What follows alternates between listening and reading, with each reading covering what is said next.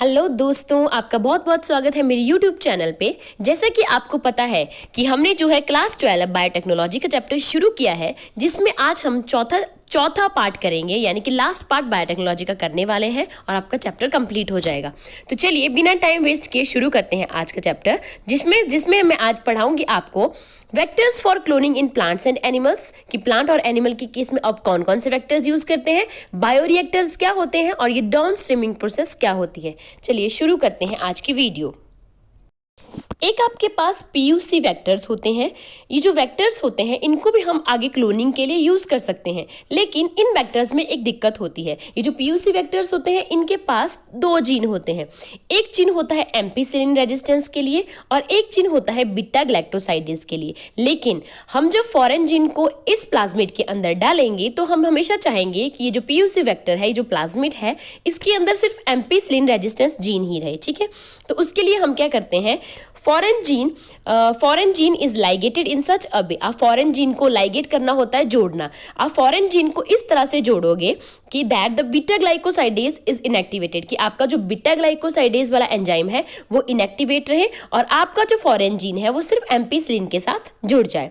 तो इसके लिए आप क्या करते हो, बैक्टीरिया इज, जिस भी बैक्टीरिया के अंदर आपने जो है, आप क्या करते हो, जिस भी प्लाज्मिड के अंदर आपने जो है फॉरेन जीन को डालना है, आप उस बैक्टीरिया के प्लाज्मिड को जो है एम्पीसिलिन में डालते हो। एम्पीसिलिन में डालने के बाद आप क्या करते हो, बाहर से उसमें एक्स गैल जो है वो ऐड कर देते हैं। तो ये क्या करता है, आपके पास ये जो एक्स गैल होता है ये ग्लाइकोसाइडेज जहां जहां भी प्रेजेंट होगा उस जगह को एकदम ब्लू कलर कर देगा और उसको जो है वो किल कर देता है, क्योंकि वो एम्पीसिलिन मीडियम में हमने डाला होता है। और जो आपके पास डिजायर्ड कॉलोनीज आएंगी वो हमारे पास कलरलेस होते हैं, यानी कि हमें सिर्फ एम्पीसिलिन रेजिस्टेंस वाला जीन चाहिए, वो हमें मिल जाता है और वो कलरलेस होता है। क्लियर, आगे पढ़ते हैं।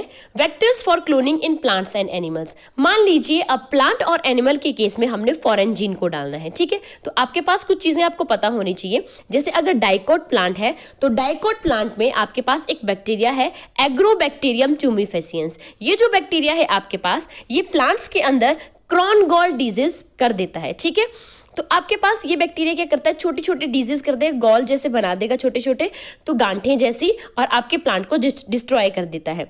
तो एग्रोबैक्टीरियम ट्यूमिफेसियंस ऐसे कैसे कर पाता है, क्योंकि इस बैक्टीरिया के अंदर जो टाइप्लाज्मिड होता है, हमारे पास बैक्टीरिया होता है, बैक्टीरिया के अंदर एक प्लाज्मिड होता है, तो उस प्लाज्मिड के अंदर जो है टी प्लाज्मिड के अंदर, इसके अंदर जो ये प्लाज्मिड है, इस बैक्टीरिया के अंदर, उसको हम बोलते हैं टाइप्लाज्मिड। तो इस प्लाज्मिड के अंदर जो है वो एक ऐसा जीन होता है, वो जीन जो है ये डिजीज कॉज करता है। ठीक है, तो हम एक काम कर सकते हैं, हम ये कर सकते हैं कि क्यों ना हम वो जो प्लाज्मिड है, उस जो टाइप्लाज्मिड है उसके अंदर जो जीन है जो ये क्रॉन गॉल डिजीज करता है, क्यों ना उस जीन को ही बाहर निकाल दें। अगर हम ये बाहर निकाल देते हैं तो हम कह सकते हैं कि हमारा टाइप्लाज्मिड जो है वो डिसआर्म हो चुका है। डिसआर्म का मतलब है कि उसकी एक बाजू, यानी कि उसका एक जीन जो है वो हमने निकाल दिया है, जो कि डिजीज करता था। फिर आप ये कर सकते हो कि ये जो अब प्लाज्मिड रह गया, यानी कि जो डिसआर्म्ड प्लाज्मिड आपके पास एज अ वेक्टर रह गया, उसको आप लोग यूज कर सकते हैं एज अ वेक्टर अपने प्लांट्स के केस में, अगर हमने किसी जीन को डालना हो तो। लेकिन अगर वो हमने हार्मफुल जीन निकाला है उसके बाद ही। अब इन प्लेस ऑफ एनिमल्स देख लेते हैं।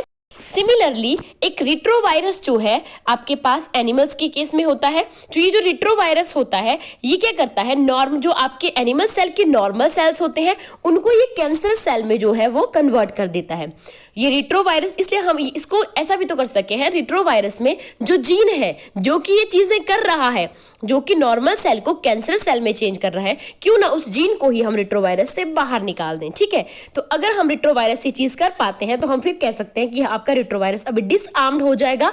अब डिसआर्म होने के बाद आप उसको एज अ वेक्टर यूज कर सकते हैं और आगे जो है क्लोनिंग प्रोसेस में आप फॉरेन जीन को इसके अंदर डाल सकते हो।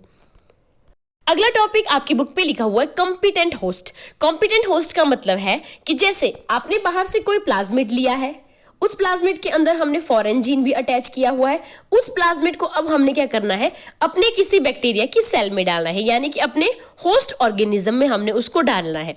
लेकिन जो हमारा होस्ट होगा, हम चाहते हैं वो एक अच्छा होस्ट साबित हो, ठीक है। जब भी उसके अंदर बाहर से हम लोग प्लाज्मिड डालें जिसके अंदर रिकम्बिनेंट डीएनए यानी कि फॉरेन जीन अटैच है, जब भी हम उसको होस्ट में डालें तो आपका होस्ट जो है वो अंदर जाके रेप्लिकेट करे और उस बाहर के जो रिकम्बिनेंट डीएनए आया है उसको एक्सेप्ट करे। तो उसके लिए हम उसको कंपिटेंट बनाते हैं, ठीक है। कंपिटेंट कैसे बनाएंगे, हम क्या करते हैं, in order to force bacteria to take up the plasmid, the bacterial cell must made competent to take up the DNA. Treat them, हम क्या करेंगे, बैक्टीरियल को सेल को जो है वो कैल्शियम से पहले ट्रीट करवाएंगे, ठीक है। इसके बाद क्या होगा, ताकि क्या हो कि बाहर से जब भी आपका प्लाज्मिड डीएनए दे तो आपका जो होस्ट है, होस्ट की बॉडी के अंदर जो है वो एकदम से डीएनए चला जाए। इसलिए सबसे पहले हम बैक्टीरिया की सेल को कैल्शियम से ट्रीट करवाएंगे। जैसे ही कैल्शियम के साथ ट्रीट करवाएंगे तो जो बैक्टीरिया की बाहर की सेल वॉल होगी वो एकदम से डीएनए को अंदर आने देगी, रिकम्बिनेंट डीएनए को अंदर आने देगी। उसके बाद जब आपकी बैक्टीरिया की बॉडी के अंदर बाहर से डीएनए आ गया है, अब क्या होगा, अब आप इस बैक्टीरियल सेल को लो, इस पूरी सेल को लो और इसको जो है वो आइस में रखो। आइस के बाद इसको हीट ट्रीटमेंट दो, फिर इसको आइस में रखो। तो इस तरह से हम बोलेंगे हमारा होस्ट एकदम से अभी कैपेबल है अंदर रेप्लिकेशन करने के लिए आपके डीएनए की। मैंने क्या बोला कि अभी आपने बाहर से डीएनए, रिकम्बिनेंट डीएनए जो है वो आपने अंदर भेज दिया है सेल के पास। उसको प्लेस करो पहले आइस के ऊपर, फिर उसके बाद जो है उसको आप हीट ट्रीटमेंट दो, फिर से उसको जो है आइस में डालो। आइस, फिर हीट ट्रीटमेंट, फिर आपके पास फिर से आइस में डालो, ठीक है। ऐसा करने से हम कह सकते हैं कि बैक्टीरिया जो है वो अभी रिकम्बिनेंट डीएनए टेक्नोलॉजी के लिए कैपेबल है। अभी वो आगे आपके पास फॉरेन जीन को रेप्लिकेट इजीली कर देगा अपनी बॉडी के अंदर। चलिए, ये तो नॉर्मल मेथड्स हो गए जिसमें हम वेक्टर का यूज कर रहे थे, जैसे प्लाज्मिड का यूज कर रहे थे बाहर से किसी भी फॉरेन जीन को होस्ट की बॉडी के अंदर डालने के लिए। अब मान लीजिए हमारे पास जो है कुछ अलग मेथड्स भी हैं जिनको हम डायरेक्ट मेथड्स बोलते हैं, जहां पे हमें किसी प्लाज्मिड की जरूरत नहीं पड़ेगी, जिनको हम बोलते हैं माइक्रो इंजेक्शन मेथड और बायोलिस्टिक्स मेथड या gene gun method. Micro injection method, ये मेथड जो है वो आपके एनिमल सेल के केस में अपनाया जाता है। इस मेथड में क्या होता है कि डायरेक्टली हम क्या करते हैं, माइक्रो इंजेक्शन, जैसे इंजेक्शन लगता है तो डायरेक्टली हम सिरिंज के थ्रू जो है, जो भी हमारे जो है बॉडी के अंदर जो है कोई भी दवाई डालनी होती है हम उसको डाल देते हैं इंजेक्शन के थ्रू डायरेक्टली। तो माइक्रो इंजेक्शन में भी यही होता है। इसमें अगर हमें किसी एनिमल सेल में अगर हम लोगों को जो है, अगर हमने किसी एनिमल सेल की बॉडी में जो है हम क्या करते हैं, डीएनए को डालना हो तो हम डीएनए को डायरेक्टली माइक्रोपिपेट की हेल्प से डायरेक्टली जो है उस एनिमल के न्यूक्लियस में डाल देते हैं, ठीक है। ये हो गया माइक्रो इंजेक्शन। माइक्रो इंजेक्शन एक डायरेक्ट मेथड है जो एनिमल के केस में अपनाया जाता है, जिसमें जो एनिमल्स होते हैं, एनिमल्स का जो न्यूक्लियस होता है उसके अंदर डायरेक्टली हम लोग माइक्रोपिपेट की हेल्प से जो है डीएनए को डाल देते हैं। नेक्स्ट मेथड हमारे पास आता है बायोलिस्टिक्स मेथड, जिसको हम जीन गन मेथड भी बोलते हैं। जैसे हमारे पास गन होती है, गन के अंदर बुलेट पड़ते हैं, उसी तरह ये जो जीन गन होती है, ये जो गन होती है इसके अंदर जो है वो माइक्रो पार्टिकल्स पड़ते हैं। ओके, तो आपके जो माइक्रो पार्टिकल्स होते हैं ये किस चीज से बने होते हैं, ये बने होते हैं आपके गोल्ड और टंगस्टन से, ठीक है। तो आपके गोल्ड और टंगस्टन से ये पार्टिकल्स बने होते हैं। तो हम क्या करते हैं, इन पार्टिकल्स के साथ अपने जो डीएनए होता है उसको अटैच कर देते हैं और फिर क्या करते हैं, लेकिन ये मेथड हम सिर्फ प्लांट के केस में यूज करेंगे। एनिमल के केस में जीन गन मेथड यूज किया ना तो भाई ठीक नहीं होगा। जीन गन मेथड हम सिर्फ प्लांट के केस में यूज करेंगे। तो हम क्या करेंगे, जो आपकी प्लांट सेल होगी, हम प्लांट सेल के ऊपर एकदम हाई वेलोसिटी से जो है माइक्रो पार्टिकल्स को भेजेंगे, गोल्ड और टंगस्टन के माइक्रो पार्टिकल्स को भेजेंगे, क्योंकि उनके साथ कोटेड किया हुआ है हमने डीएनए। तो इस तरह से आपका डीएनए डायरेक्टली चला जाएगा आपकी प्लांट सेल के अंदर। क्लियर। तो आपके पास ये दो मेथड हैं जो डायरेक्ट मेथड है, पेपर्स में बहुत बार पूछे जाते हैं, एग्जाम पॉइंट ऑफ व्यू से भी इंपॉर्टेंट है कि जीन गन मेथड किस में यूज किया जाता है। तो जीन गन, ये जो गन वाला मेथड है ये भाई यूज करेंगे सिर्फ प्लांट सेल के केस में। आगे बढ़ते हैं। Obtaining the foreign gene product. अच्छा, हम ये सब चीज़ें करवा क्यों रहे हैं कि कोई बैक्टीरिया ले रहे हैं, बैक्टीरिया की बॉडी के अंदर हम बाहर से कोई फॉरेन जीन डाल रहे हैं, है ना। ये सब चीज़ें हम करवा क्यों रहे हैं? हम इसलिए करवा रहे हैं क्योंकि हम चाहते हैं कि उस जो बैक्टीरिया के बॉडी के अंदर जब वो जीन जाए, जब अंदर जाके रेप्लिकेट करे, तो जो हमें पर्टिकुलर टाइप की प्रोटीन चाहिए वो हमें मिल जाए। ठीक है, तो हम ये सारा प्रोसेस इसलिए करवा रहे हैं क्योंकि हमें कोई पर्टिकुलर प्रोटीन चाहिए, ऐसी प्रोटीन जो आप जैसे मान लीजिए अगर आपको कोई ड्रग्स बनानी है, दवाइयाँ वगैरह बनानी होती हैं, तो हर एक दवाई में अलग सॉल्ट पड़ता है, अलग टाइप की प्रोटीन होती है। तो उसी तरह से अगर हमें जो है पर्टिकुलर प्रोटीन चाहिए होती है तो वो पर्टिकुलर डीएनए से ही मिलेगी, पर्टिकुलर डीएनए फ्रेगमेंट से ही मिलेगी। तो रिकम्बिनेंट प्रोटीन क्या होती है? वेरी इंपॉर्टेंट, आपसे ये पूछा भी गया है बोर्ड एग्जाम में कि रिकम्बिनेंट प्रोटीन होती क्या है।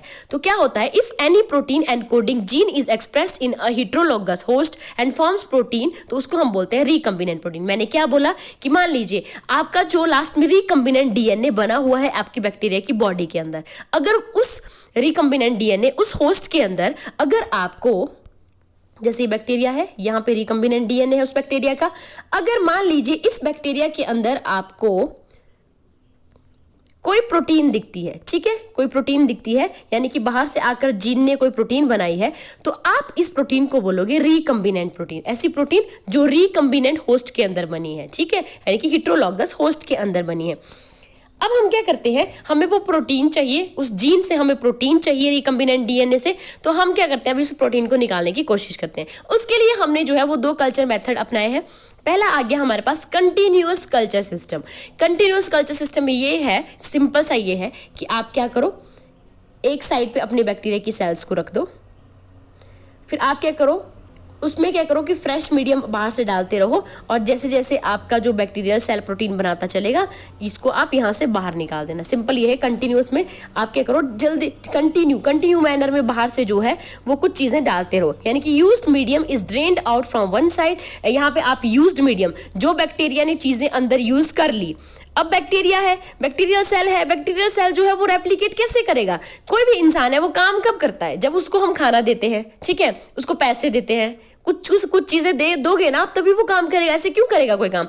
तो बैक्टीरियल सेल भी ऐसा है, अगर बाहर से उसको प्रॉपर डाइट मिलती रहेगी तो वो रेप्लिकेट करता रहेगा, अंदर जाकर वो डीएनए से प्रोटीन बनाने का काम करता रहेगा। लेकिन अगर बाहर से उसको कुछ नहीं मिलेगा तो वो काम नहीं करेगा। तो हम क्या करते हैं, जो भी उसने अंदर जाके मटेरियल खा लिया है, जो भी हमने उसको फूड मटेरियल सप्लाई किया था, तो उस यूज्ड मीडियम को हम ड्रेन्ड आउट बाहर निकाल देंगे। तो और एक साइड से और दूसरे साइड से हम उसको और फ्रेश मीडियम जो है देते रहेंगे, क्योंकि हम चाहते हैं कि वो बहुत ज़्यादा प्रोटीन बनाए, हम लोगों को बहुत ज़्यादा प्रोटीन की ज़रूरत है। ठीक है, कल्चर इज मेंटेन इन, अब कल्चर आपका इस तरह से मैंने लिखा हुआ है लैग फेज में या लॉग फेज में जो है अब रहेगा।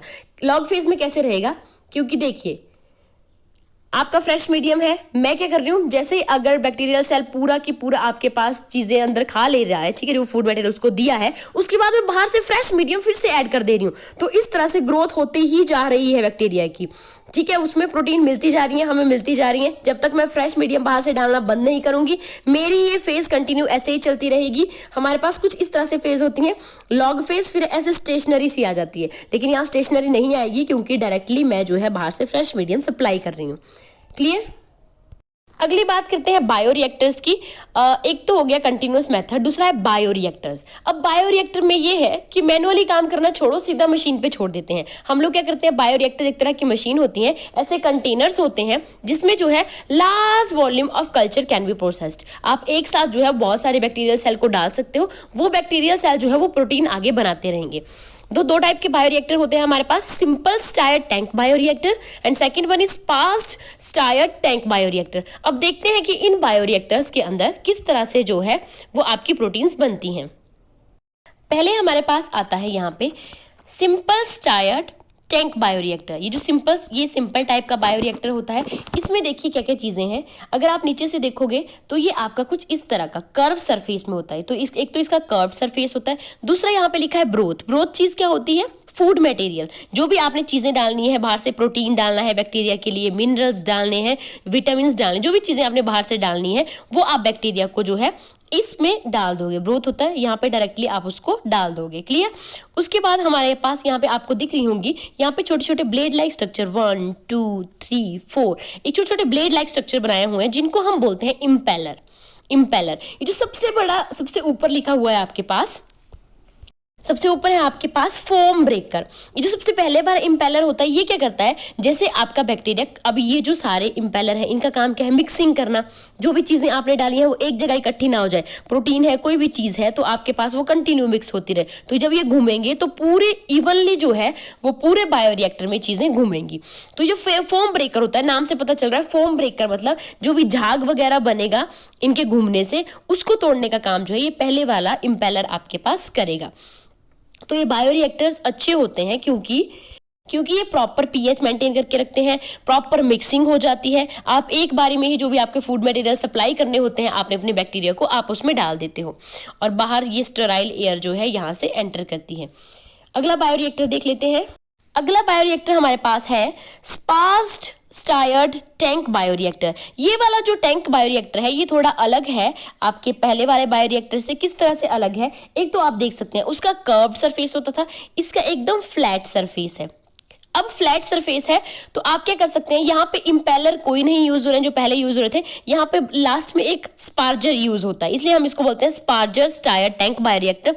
यहाँ पे ब्लेड के जैसे यहाँ पे एक स्पार्जर होता है। वो स्पार्जर क्या करता है, आपको दिख रहा होगा छोटे छोटे बबल्स जो है यहाँ पे हमें दिख रहे हैं, ये छोटे छोटे बबल्स जो है वो स्पार्जर के घूमने से आ रहे हैं, ठीक है। तो main mixing here is not due to impeller, यहाँ पे जो मेन मिक्सिंग है वो कौन कर रहा है, आपके पास स्पार्जर कर रहा है। ऑक्सीजन के जो बबल निकल रहे हैं स्पार्जर से, उन स्पार्जर यहाँ पे जो ऑक्सीजन के आपको छोटे छोटे ये बबल्स दिख रहे होंगे, ये सारे बबल्स हैं, तो स्पार्जर जो है उनको मिक्स कर रहा है। स्पार्जर जो है यहाँ पे घूम के उन बबल्स को इवनली जो है वो सारे बायोरिएक्टर में भेज रहा है। ये जो बबल्स होते हैं, ये बबल्स का क्या काम है, यहाँ पे लिखा हुआ है बबल्स जो होते हैं increases the oxygen transfer area. यहाँ पे ये ऑक्सीजन, ये जो बबल है ये ऑक्सीजन की मात्रा को बढ़ा रहे हैं, आप देख रहे होंगे। तो increase the surface area of oxygen transfer, तो आपके पास क्या हो रहा है, बबल्स की वजह से कुछ इस तरह का सरफेस आ रहा है जिसकी वजह से आपकी गैसेस इजिली आपके पास अंदर एंटर कर जा रही हैं। क्लियर। तो बायोरिएक्टर में आपके पास आप देख सकते हो यहाँ पे ऑक्सीजन भी इवनली मेंटेन हो रही है आपके पास, तो ये चीजें होंगी इस बायोरिएक्टर में। अब लास्ट में हमारे पास आता है down streaming process. Down streaming process में ये होता है कि जो आपके पास बायोरिएक्टर्स थे, अभी आपने पीछे बायोरिएक्टर देखा, लास्ट में बायोरिएक्टर से हमें क्या क्या चीज़ें मिल रही थी, लास्ट में बैक्टीरिया हमारा एज इट इज़ आ जा रहा था और वेस्ट प्रोडक्ट भी बाहर आ रहे थे, और प्रोडक्ट यानी कि जो हम लोगों को चाहिए था, जैसे हम लोगों को क्या चाहिए थी, प्रोटीन, वो भी आपके पास बाहर आ रही थी। क्लियर। तो यहाँ पे क्या होता है कि अब हम लोगों ने, हमें तो सिर्फ वो प्रोडक्ट चाहिए जो हमें प्रोटीन बनानी थी, स्पेसिफिक प्रोटीन बनानी थी उस जीन से, हमें सिर्फ वो चाहिए, बाकी हमें बैक्टीरिया और वेस्ट प्रोडक्ट हमें नहीं चाहिए। तो हम क्या करेंगे, जो हमारी प्रोटीन है इसको सेपरेट आउट कर लेंगे, फिर उसको हम प्योरीफाई करेंगे और बाद में जो भी हमें उसमें प्रेजर्वेटिव मिलाना होगा वो मिलाएंगे, और इस तरह से हमारी डाउन स्ट्रीमिंग प्रोसेस पूरी हो जाएगी। डाउन स्ट्रीमिंग में हमने कुछ नहीं किया, हमने बस जो बायोरिएक्टर से जो हमारा सब कुछ चीज़ें बाहर आई थी बायोरिएक्टर से, जैसे बैक्टीरिया था, बैक्टीरिया का वेस्ट था, और जो हमारे यूजफुल प्रोडक्ट था जो हमें चाहिए थी प्रोटीन, वो बाहर आई थी, उसमें से हमने उस प्रोडक्ट को लिया, उसमें हमने डाउन स्ट्रीमिंग 3 चीजें की। सबसे पहले हमने उस प्रोटीन को सेपरेट किया, दूसरा हमने उसको प्योरीफाई किया, और तीसरा हमने उसमें प्रेजर्वेटिव मिलाए। इस तरह से आपकी डाउन स्ट्रीमिंग प्रोसेस कंप्लीट होती है। ये इसको इजी समझ के छोड़ मत देना, क्योंकि ऑलरेडी एक बार ये क्वेश्चन जो है वो आपके नीट एग्जाम में आ चुका है कि डाउन स्ट्रीमिंग प्रोसेस में क्या चीज़ें इन्वॉल्व नहीं होती है। जैसे आपके पास ऑप्शंस आ जाएंगी, उसमें सेपरेशन भी लिखा होगा, प्योरीफिकेशन, प्रेजर्वेटिव भी लिखा होगा, और कोई चौथी चीज़ और लिख दी होगी। तो अगर पता होगा कि डाउन स्ट्रीमिंग प्रोसेस में क्या क्या चीज़ें होती हैं स्टेप वाइज, तो आप इजीली कर पाओगे। तो अगर आपको मेरी वीडियो पसंद आई हो तो वीडियो को लाइक कीजिए, चैनल को सब्सक्राइब कीजिए। Thank you.